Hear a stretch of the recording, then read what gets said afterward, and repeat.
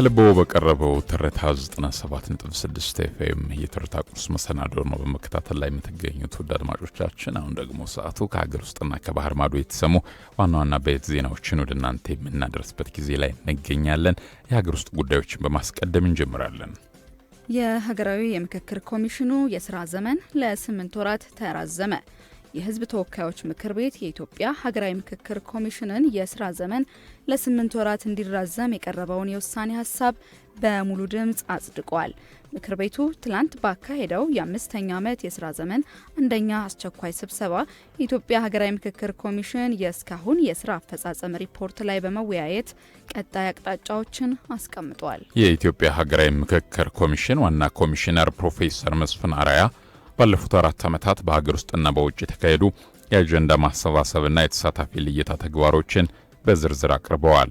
በምክር ቤቱ የዲሞክራሲ ጉዳዮች ቋሚ ኮሚቴ ሰብሳቢ እውነቱ አለነ ኮሚሽኑ ባለፉት ዓመታት ለቀጣይ የምክክር ሂደቱ ተግባራት ወሳኝ መሰረት የሚጥሉ ስራዎችን ማከናወኑን ጠቅሰዋል።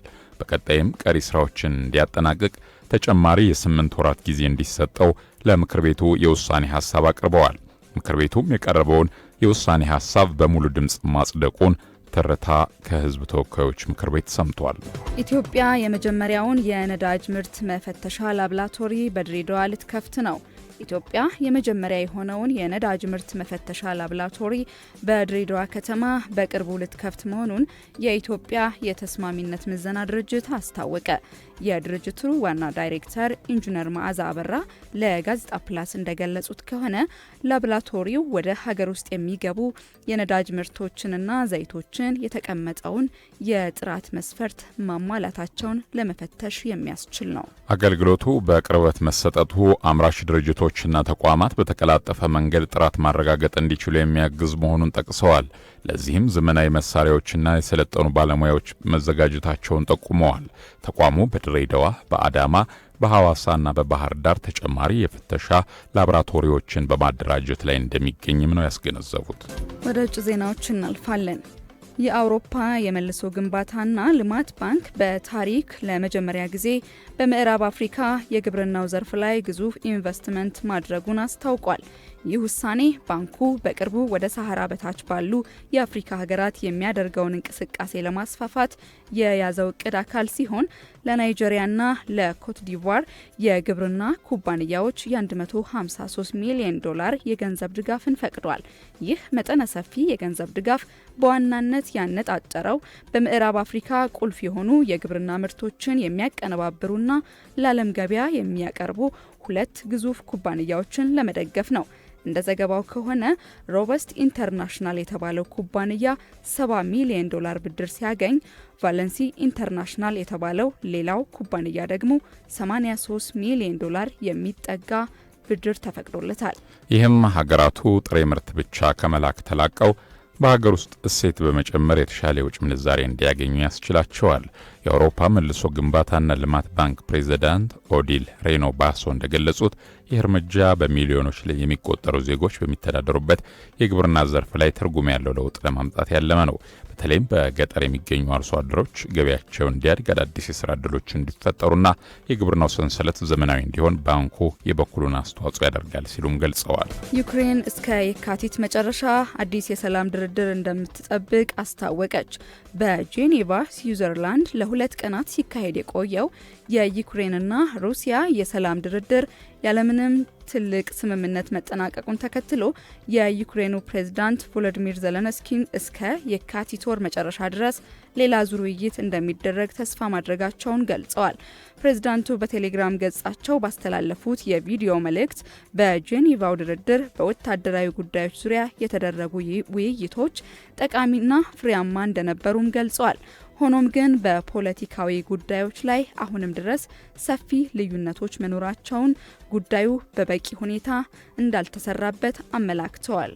ዜሌንስኪ በቀጣዩ ዙር ድርድር ላይ የአውሮፓ ሀገራት ሚና ወሳኝ መሆኑን አጽንኦት ሰጥተው ተናግረዋል። በተለይም ፈረንሳይ፣ ብሪታንያ፣ ጀርመን፣ ጣሊያንና አስተናጋጇ ስዊዘርላንድ በውይይቱ ላይ እንዲሳተፉ ጥሪ አቅርበዋል። የአውሮፓ ሀገራት በሂደቱ ውስጥ መሳተፋቸው ሊደርሱ ለሚችሉ ስምምነቶች ተፈጻሚነት እጅግ አስፈላጊ ነው ሲሉም ፕሬዝዳንቱ ገልጸዋል።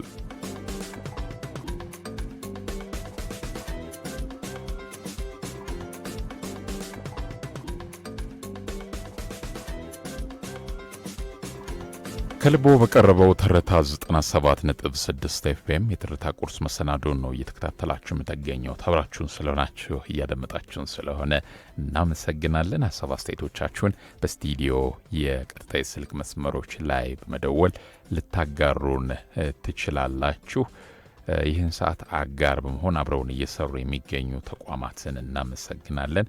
ከራይድ ጋር ወደፊት የሚለው ራይድ ትራንስፖርት የዚህ ሰዓት አጋራችን ነው። ራይድ ትራንስፖርት ከውጭ ሀገራት ወደ ሀገር ቤት የሚመጡ ወዳጅ ዘመዶን በአካል ለመቀበል ጊዜ ቢያጥሮ ታማኙ የጉዞ አማራጩ ራይድ ትራንስፖርት እንክብካቤ ሳያጓድል ደህንነታቸው እንደተጠበቀ በአይነ ስጋ ያገናኝዎታል ይላል። ራይድ ትራንስፖርት ይህን ሰዓት አጋር በመሆን አብረን ቆይታ ያደርጋል። ሌላኛው አጋራችን ደግሞ እናት ባንክ ነው። እናት ባንክ ትምህርት ቤቶች ዘርፈ ብዙ አገልግሎቶችን በአንድ ላይ የሚያገኙበትን እናት መላ ወይም ዩኒካሽ የተሰኘ የትምህርት ቤት የክፍያ ስርዓት ይዞላችሁ መጥቷል። በዚህ የክፍያ ስርዓት ደግሞ ብዙዎች አብረውን በመስራት ስኬታማ እንዲሆኑ አድርጓቸዋል። እናት መላ የክፍያ ስርዓትን ሲጠቀሙ የትምህርት ክፍያን በቀላሉ ለመፈጸም፣ ተማሪዎችን ለመመዝገብ፣ የተማሪዎችን መረጃ ለማስተዳደር እንዲሁም ከተማሪ ወላጆች ጋር ያለውን ግንኙነት ለማሳለጥና የጉዞና የመጽሐፍ ግዥ ክፍያዎችን ለመክፈል የሚያስችል ዘመናዊ የአሰራር ስርዓት ነው። እንዲሁም ደግሞ በእናት አሁን ተችሏል የሚላችሁ እናት ባንክ የአየር ትኬቶን በእናት ባንክ በኩል ማግኘት ይችላሉ። ዘርፈ ብዙ አገልግሎቶችን በሚያስገኘው የእናት መላ የትምህርት ቤት የክፍያ ስርዓት ደንበኛ በመሆን አብረውን እንዲሰሩ በኢትዮጵያ የሚገኙ ትምህርት ቤቶችን ሁሉ በታላቅ አክብሮት እንጋብዛለን ይላችኋል። እናት ባንክ ማን እንደናት ይህንን ሰዓት አጋር ስለሆነን እጅግ አድርገን እናመሰግናለን። ሌላኛው የዚህ ሰዓት አጋራችን ሴንቸሪ ሪል ስቴት ነው። ለንግድ የሚሆኑ ሱቆችና የመኖሪያ ቤቶች ኤግዚቢሽን አዘጋጅቷል። እንግዲህ ሴንቸሪ ሪል ስቴት ከ18 በላይ ህንፃዎችን ገንብቶ ማለት ነው በጥራት በመገንባት ማስረከቡ ይታወሳል።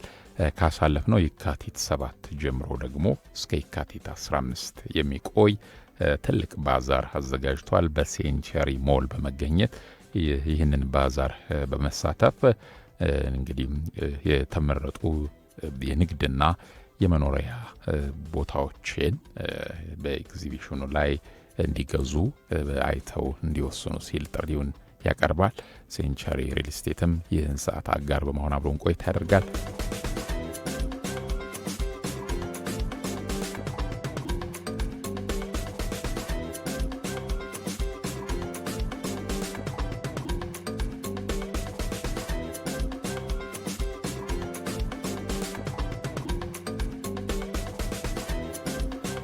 ከልቦ በቀረበው ትርታ 97.6 ኤፍኤም የትርታ ቁርስ መሰናዶን ነው እየተከታተላችሁ የምትገኙት። አብራችሁን ስለሆናችሁ እያደምጣችሁ ስለሆነ እናመሰግናለን። አሁን ሰዓቱ ከሀገር ውስጥና ከባህር ማዶ የተሰሙ ዋና ዋና አበይት ዜናዎችን የምናደርስበት ነው። የሀገር ውስጥ ጉዳዮችን በማስቀደም እንጀምራለን። ዳሽን ባንክና ዓለም አቀፉ የፋይናንስ ኮርፖሬሽን ጥቃቅንና አነስተኛ ተቋማትን ለመደገፍ የ$20 ሚሊዮን የብድር ዋስትና ስምምነት ተፈራረሙ። ዳሽን ባንክና የዓለም ባንክ አካል የሆነው ዓለም አቀፉ የፋይናንስ ኮርፖሬሽን በኢትዮጵያ ለሚገኙ ጥቃቅንና አነስተኛ መካከለኛ ተቋማት የፋይናንስ አቅርቦትን ለማሳደግ የሚያስችል አዲስ አጋርነት መፍጠራቸውን አስታውቀዋል። የካቲት 10 ቀን 2018 ዓ.ም ይፋ በተደረገው በዚህ ስምምነት መሰረት አይኤፍሲ ለዳሽን ባንክ የ$10 ሚሊዮን የብድር ስጋት መጋሪያ ዋስትና ሰጥቷል። ይህ ዋስትና ባንኩ እስከ $20 ሚሊዮን ለሚደርሱ አነስተኛና መካከለኛ ኢንተርፕራይዞች ለሚሰጠው ብድር የ50% የጋራ ዋስትና የሚሰጥ ነው። ትብብሩ በተለይም በግብርና የንግድ ዘርፍ ላይ ለተሰማሩና በሴቶች ለሚመሩ የንግድ ተቋማት ቅድሚያ የሚሰጥ መሆኑን ዳሽን ባንክ ለትርታ ብቻ በላከው መግለጫ ላይ አስታውቀዋል። የዳሽን ባንክ ዋና ስራ አስፈጻሚ አስፋው አለሙ እንደተናገሩት ስምምነቱ ባንኩ አነስተኛ ቢዝነሶችን ለመደገፍ ያለውን ቁርጠኝነት የሚያሳይና የሀገሪቱን የኢኮኖሚ እድገት ለማፋጠን ትልቅ ፋይዳ ያለው ነው ብለዋል። ዋና ስራ አስፈጻሚው ይህ የአደጋ መጋራት ስምምነት በኢትዮጵያ ውስጥ አነስተኛና መካከለኛ ኢንተርፕራይዞችና የግብርና ተኮር ቢዝነሶችን ለመደገፍ ለያዝነው ዓላማ ወሳኝ እርምጃ ነው። ይህም የስራ ዕድል ለመፍጠርና የፋይናንስ አካታችነትን ለማሳደግ ያስችለናል ብለዋል። የአይኤፍሲ የአፍሪካ ምክትል ፕሬዚዳንት ኢትዮጲስ ተፈራ በበኩላቸው አነስተኛ ቢዝነሶች ለማደግ አስተማማኝ የፋይናንስ ምንጭ እንደሚያስፈልጋቸው ጠቁመው የአጋርነት ለግል ዘርፍ እድገትና ለሀገሪቱ ልማት የበኩሉን አስተዋጽኦ እንደሚያበረክት ገልጸዋል። አይኤፍሲ በ2025 በጀት ዓመት ብቻ በኢትዮጵያ በቴሌኮም በግብርናና በማኑፋክቸሪንግ ዘርፎች ላይ የ$605 ሚሊዮን ኢንቨስትመንት ማድረጉ ይታወሳል። ለ50 ሺህ ወጣቶች የስራ ዕድል ለመፍጠር የሚያስችል የ2 ሚሊዮን ዩሮ ፕሮጀክት ይፋ ሆነ። የሴቶችና ማህበራዊ ጉዳይ ሚኒስቴርና አምራፍ ሄልዝ አፍሪካ በወጣቶች ዲጂታል አካታችነትና የኢኮኖሚ ተጠቃሚነት ላይ ያተኮረና ለ50 ሺህ ወጣቶች የስራ ዕድል ለመፍጠር የሚያስችል የ2.3 ሚሊዮን ዩሮ የፕሮጀክት ስምምነት ተፈራርመዋል። ስምምነቱን የሴቶችና ማህበራዊ ጉዳይ ሚኒስትር ዶክተር ኤርጎጌ ተስፋዬና የአምራፍ ሄልዝ አፍሪካ ሀገራዊ ፕሮግራም ዳይሬክተር ምስራቅ መኮንን ተፈራርመዋል። ፕሮጀክቱ አዲስ አበባን ጨምሮ በ5 ክልሎች እንደሚተገበር በስምምነቱ ወቅት ተገልጿል። በቀጣይም ፕሮጀክቱን የበለጠ ለማስፋትና ዘላቂነት ባለው መልኩ ለማስቀጠል ተቋማቱ በጋራ ለመስራት ተስማምተዋል። ወደ ውጭ ዜናዎች እናልፋለን። በቅድሚያ የአፍሪካ የመካከለኛው አፍሪካዊቷ ሀገር ጋቦን የመገናኛ ብዙሃን ተቆጣጣሪ ተቋም በመላው ሀገሪቱ ያሉ የማህበራዊ ሚዲያ አውታሮችና ዲጂታል መድረኮች ላልተወሰነ ጊዜ እንዲዘጉ ትዕዛዝ አስተላለፈ። ውሳኔው ተግባራዊ መሆን መጀመሩን ተከትሎ እንደ ፌስቡክና ቲክቶክ ያሉ ታዋቂ መድረኮች በአሁኑ ሰዓት በሀገሪቱ ተደራሽ አይደሉም። የጋቦን ከፍተኛ የኮሙኒኬሽን ባለስልጣን ይህንን አስገዳጅ ውሳኔ ያስተላለፈው ብሔራዊ ደህንነትን ለመጠበቅ በሚል ምክንያት መሆኑን በብሔራዊ ቴሌቪዥን በሰጠው መግለጫ አስታውቋል። የባለስልጣኑ ቃል አቀባይ ዣን ክሎድ ሜንዶም እንደገለጹት በማህበራዊ ሚዲያ ላይ የሚሰራጩ የጥላቻ ንግግሮች፣ ስም ማጥፋትና የተሳሳቱ መረጃዎች ለሀገሪቱ ሰላም ስጋት ሆነዋል። ባለስልጣኑ ለዚህ ውሳኔ እንደ ዋነኛ ምክንያት ከጠቀሷቸው ነጥቦች መካከል የሰዎችን ክብር የሚነኩና የስድብ ይዘት ያላቸው መልእክቶች መበራከት፣ የግለሰቦችን የግል መረጃ ያለ ፈቃድ ይፋ ማድረግ፣ በሀገሪቱ ተቋማትና በህዝባዊ አንድነት ላይ የተቃጣ የሐሰት መረጃ ስርጭት ናቸው ሲል ማስታወቃቸው ተዘግቧል። በመጨረሻም የፊሊፒንስ ምክትል ፕሬዝዳንት ሳራ ዱተርቴ በ2028 ለፕሬዝዳንትነት ሊወዳደሩ መሆኑ ተሰምቷል። የፊሊፒንስ ምክትል ፕሬዝዳንት ሳራ ዱተርቴ በ2028 በሚካሄደው ምርጫ ለፕሬዝዳንትነት እጩነታቸውን አስታውቀዋል። የ47 ዓመቷ ተመራጭ ይህ ማስታወቂያ ከወጣ በኋላ የአሁኑ ፕሬዝዳንት በተለይም ከፈርዲናንድ ቦንግ ማርከስ ጁኒየር ጋር በከባድ የስልጣን ሽኩቻ ውስጥ በመግባታቸው የመጣ መሆኑ ታውቋል። የፕሬዝዳንታዊ ምርጫው 2 ዓመት ይቅረው እንጂ ምክትል ፕሬዝዳንቷ በቀጣዩ በ2028 ፕሬዝዳንታዊ ምርጫ እንደሚወዳደሩ ተዘግቧል።